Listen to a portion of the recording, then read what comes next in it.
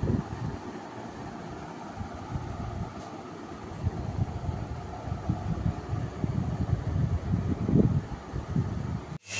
বন্ধুরা, কেমন আছো? চলে এসেছি রান্না করতে।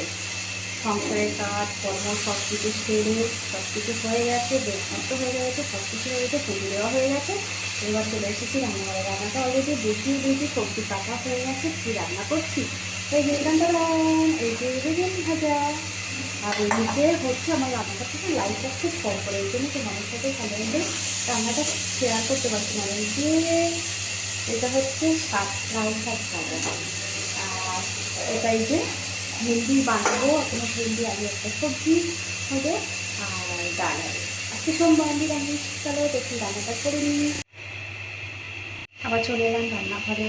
ওইদিকে ভাতটা হয়ে গেছে, উপর দিতে বসিয়ে দিয়েছি। আর ডালটা সম্বরা দিয়ে দিয়েছি। আর শাক ভাজা বেগুন ভাজা তো হয়ে গেছে। এরপরে ভেন্ডিটা করবো, তারপরে রান্নাটা কমপ্লিট করে তোমাদেরকে শেয়ার করবো কী কী রান্না করলাম।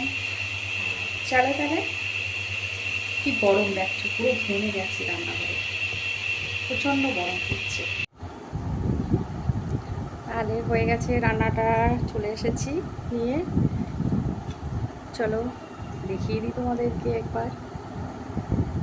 লাল শাক ভাজা, বেগুন ভাজা, আর এটা হচ্ছে ভেন্ডি আলু একটা সবজি, আর মুগ ডাল। আজকে রান্নাটা পুরো মশলা ছাড়া রান্না হয়েছে। সোমবার নিরামিষ, পুরোটাই মশলা ছাড়া।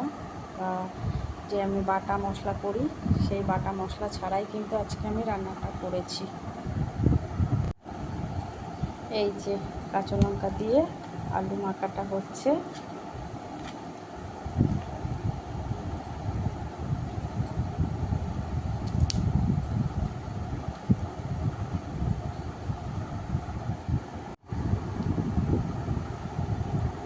হয়ে গেছে আলু মাখা।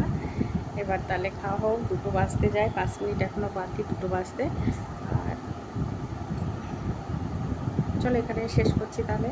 তোমরা ভালো থেকো, সুস্থ থেকো। আবার নেক্সট ব্লগে আবার দেখা হচ্ছে তোমাদের সাথে। টাটা।